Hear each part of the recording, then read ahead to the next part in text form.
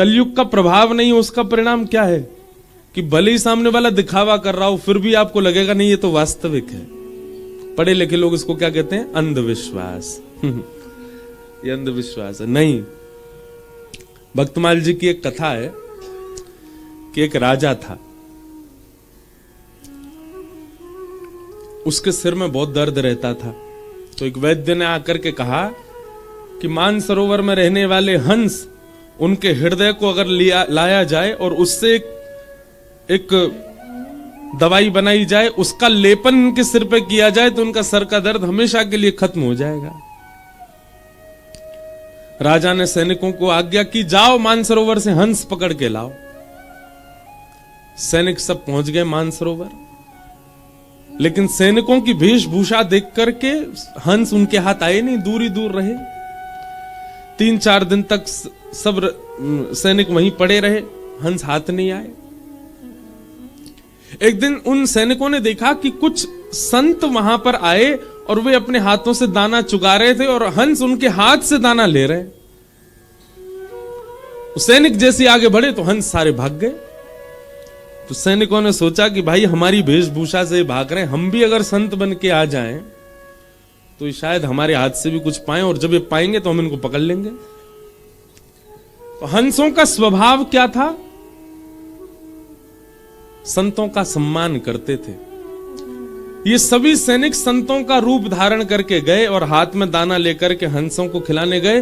तो भक्तमाल जी में वर्णन है कि वे सब हंस जानते थे कि ये वही सैनिक हैं, लेकिन संत वेश में आए हैं। संत वेश में आए हैं, अगर हम इनके पास नहीं गए तो भेष का अपराध बनेगा।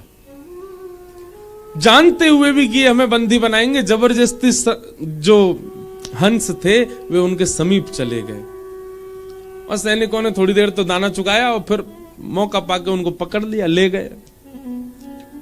ये दृश्य भगवान देख रहे थे। ठाकुर जी ने मन में विचार किया कि हंस जानते हुए भी कि ये सैनिक हैं, हमें बांध लेंगे, फिर भी भेष का सम्मान करने के लिए इन्होंने खुद को दे दिया। इनकी रक्षा मैं करूंगा। और ठाकुर जी एक वैद्य बन के राजा के यहां आ गए। हंसों को लाया गया पिंजरे में बंद करके, बस उनका वध करना ही था कि तुरंत ठाकुर जी आए और ठाकुर जी आके बोले, राजन सुनो, हम आपसे वचन देते हैं, इन हंसों को अभी मत मारो। हम एक औषधि आपके माथे से लगाते हैं, अगर 2 दिन में आपका दर्द ठीक ना हो तो आप इन हंसों का वध करना, लेकिन आपका दर्द यदि जड़ से खत्म हो जाए तो इन हंसों को छोड़ देना। राजा बोले ठीक है। अब भगवान अपने हाथ से तो कुछ भी मिला दें, वो मट्टी घुमा के लगा दें तो ठीक है जाएगा। ठाकुर जी तो नाटक कर रहे हैं, जे डाल वो डाल, घुमा के उसमें एक बढ़िया सा लेप बनाया, राजा के सिर से लगाया, लगाते ही दर्द दूर हो गया। 2 दिन तक देखा दर्द नहीं हुआ। बोले महाराज आपका औषधि बहुत बढ़िया। ठाकुर जी बोले बस हमारी यही भाव है कि आप इन हंसों, बोले आप कुछ मांग लीजिए, बोले बस एक ही मांगना है, इन हंसों को छोड़ दो। बोले ठीक है। हंसों को मुक्त करने लगे, इतने में ही वो वैद्य वहां से अंतर ध्यान हो गया। तब हंसों ने पिंजरे से बाहर आकर के बताया, बोले राजन ये कोई सामान्य वैद्य नहीं था, साक्षात ठाकुर जी थे। हम जानते हुए भी कि ये सैनिक हैं, लेकिन इनकी भेष संतों की थी, इसलिए हमने अपने आप को बंदी बनवाया। इस बात से रीझ करके ठाकुर जी आए तुम्हारे माथे से लेप लगाने के लिए। भैया संतन को सम्मान करो वो तो एक अलग बात है, पर नगरी संतन के भेष को ही सम्मान कर लो, वहां से ही ठाकुर जी प्रसन्न हो जाए कि ये उनके भेष का सम्मान करते हैं।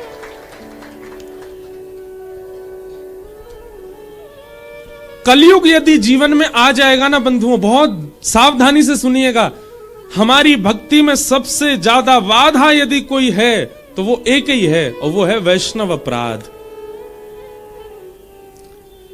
और ये हम सबसे बनता है, मुझसे भी बन जाता है। वैष्णव अपराध हमारे जीवन में यदि बन रहा है और बार बार बन रहा है तो इसका मतलब है कि आपके ऊपर कलयुग का प्रभाव है। आपको एक साधक को देख करके भी, एक भजनानंदी को देख करके भी आपके मन में यह भावना आती है कि कहीं ना कहीं ये थोड़ा बहुत तो आडंबर है, ये वैष्णव अपराध है। और ये कलयुग आपके ऊपर आ चुका है, इस बात का प्रमाण है। आप बिहारी जी गए और श्री बिहारी लाल जी का दर्शन करते समय तभी आपने पुजारी जी जो आगे घूम रहे थे और उनके प्रति ऐसी भावना आ गई, जो पुजारी जी तो बस पैसा लेवे के काज डोल रहे हैं, बन गया अपराध। और ये अपराध कौन बनवाता है? कलयुग। भक्तों का स्वरूप ऐसा नहीं, मीराबाई का स्वरूप ऐसा नहीं था। मीराबाई तो जिसको देखती उसके रूप में, उसके स्वभाव में, उसके गुण में, सब में श्री कृष्ण का ही संबंध देखते। हमारे हरिराम व्यास जी का चरित्र कहा था अभी जयपुर में। व्यास जी के चरित्र में आता है हरिराम व्यास जी का स्वरूप कैसा था। कोई बढ़िया लोभी व्यक्ति उनके पास आता, जो बहुत लोभी है, उसको देख करके कहते, वाह भैया तुम पे बामन भगवान की बड़ी कृपा है। बामन भगवान भी तो 3 पग जमीन से तीनों लोग लोभ में ले आए थे। कोई बहुत क्रोधी दिखाई देता, वो हो जय हो परशुराम भगवान के अंश। हरिराम व्यास जी की दृष्टि ऐसी थी। कोई बहुत सांवला सा काला सा दिखता, आ जा रे कन्हैया, उसको ऐसे ही बुलाते। उड़ीसा में, अब देखो ऐसे मेरे को आते रहते हैं चरित्र, अब नहीं बोलूं तो फिर मन होता क्यों नहीं कहा, और कह दूं तो फिर कथा पीछे रह जाए। उड़ीसा में एक भक्त हुए, चैतन्य महाप्रभु के परम भक्त। बहुत ध्यान से सुनना। तो वे एक बार कथा कह रहे थे व्यास मंच पर बैठ करके, और श्री महाप्रभु चैतन्य महाप्रभु सामने बैठ करके कथा सुन रहे थे। तो कथा में ध्रुव चरित्र आया, और ध्रुव चरित्र सुनाते हुए उन्होंने कहा कि ध्रुव जी के हृदय से जैसे ही भगवान अंतर्ध्यान हुए, भगवान व्याकुल हो गए। ध्रुव जी की व्याकुलता का जैसे वर्णन किया तो सामने बैठे चैतन्य महाप्रभु को पता नहीं क्या लगा, उनको स्वयं में ही ध्रुव का आभास होने लगा, और वो ध्रुव के भांति ऐसे खोजने लगे, हे नाथ आप कहां चले गए, हे नाथ आप कहां। महाप्रभु जी कथा सुनते सुनते उस कथा में ही रम गए, और ढूंढते ढूंढते महाप्रभु जी ने पृथ्वी को खोद दिया। तभी खोदते खोदते भीतर से ठाकुर जी का एक त्रिभंग ललित स्वरूप महाप्रभु जी के हाथ में आ गया। महाप्रभु जी ने हृदय से लगाया। जब भावावेश कम हुआ तब उन्हीं ठाकुर जी को, वो जो व्यास जी थे महाप्रभु जी के शिष्य, उनको प्रदान किया, और उनका नाम रखा श्री गोपीनाथ। क्या नाम रखा? गोपीनाथ। जो व्यास जी कथा कर रहे थे, उन्होंने अपने यहां गोपीनाथ जी को विराजमान कर लिया। कुछ समय बाद खबर आई व्यास जी के पास कि श्री चैतन्य महाप्रभु जगन्नाथ प्रभु में लीन हो गए, और ये खबर सुनकर के वो टूट गए। हमारा आश्रय चला गया, हमारे प्राणनाथ चले गए, अब हम किसके दर्शन करें, अब हम किसका अनुभव करें। तब व्याकुलता के कारण उनकी कमर धीरे धीरे झुकने लग गई। अब वे गोपीनाथ जी का श्रृंगार करने के लिए जाते, तो श्रृंगार करते समय जैसे ही चंदन लगाते, तो चंदन माथे पे ना लग के गालों पे लग जाता, नाक पे लगता, ओष्ठ पे लग जाता, थोड़ी पे लग जाता। सब लोग आके बोले, अरे व्यास जी आप तो इनके मुख पे ही चंदन लगा दो। उन्होंने मन में विचार किया कि अब सेवा मुझसे हो नहीं पाती, मैं किसी पुजारी को नियुक्त कर देता हूं ठाकुर जी के लिए। और उन्होंने एक पुजारी नियुक्त कर दिया। एक दिन की सेवा एक अन्य पुजारी ने की। ठाकुर जी का खूब बढ़िया श्रृंगार हुआ, खूब बढ़िया सब साज सजे, चंदन भी आज माथे पे लगा। उनकी कमर झुक गई थी, बेचारे नीचे से ही देख रहे थे, वाह ठाकुर जी बहुत दिनों बाद आपको श्रृंगार बहुत बढ़िया भयो। रात्रि में जैसी सोए, ठाकुर जी रोते हुए स्वप्न में आ गए और कहने लगे, हम तोते सेवा करावे के लिए प्रकट भय, हम तोते सेवा करावे के काजे बैठे, और तुमने कहे दूसरों पुजारी धर दियो मेरे काजे। बोले जय जय, मेरी कमर झुक गई, मैं आपको चंदन ना लगा पाऊं, मेरा हाथ ऊपर ना आ पावे, मैं कैसे सेवा करूं? अब बढ़िया श्रृंगार करता रहो पुजारी आपको। ठाकुर जी बोले मोए ना पतो, चाहे नाक पे लगाओ, चाहे ठोड़ी पे लगाओ, चाहे मुंह पे लगाओ, चंदन चाहे जहां लगाओ, श्रृंगार आप ही करोगे। और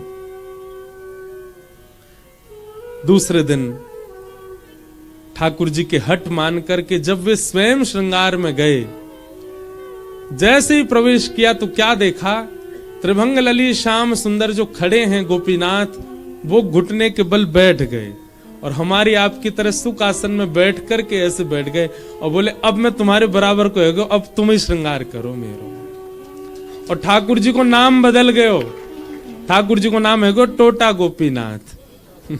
बोलो टोटा गोपीनाथ की जय। ठाकुर जी बैठ गए, टोटा है गए। किसके लिए?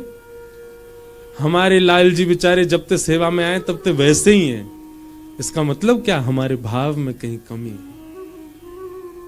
हमारे ठाकुर जी वैसे ही हैं जैसे हमको प्राप्त भय, वैसे ही रहें, कोई दिक्कत नहीं है।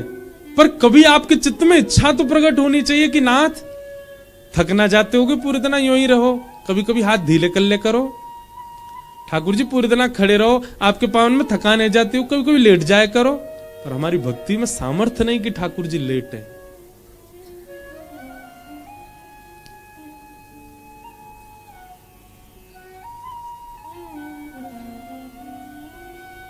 प्रहलाद जी ने स्तुति गाई और स्तुति सुनते ही नृसिंह भगवान का सारा क्रोध समाप्त हो गया और श्री प्रहलाद जी को गोद में अंक में भर लिया, हृदय से लगा लिया, अपनी जीभ से चाटने लगे भगवान, अपना वरदहस्त फेरने लगे सिर पर, नेत्रों से आंसू गिरने लगे। बोले प्रहलाद, भागवत जी में लिखा है हृदय से लगा करके भगवान कहते हैं यदि मैंने आने में विलंब किया हो।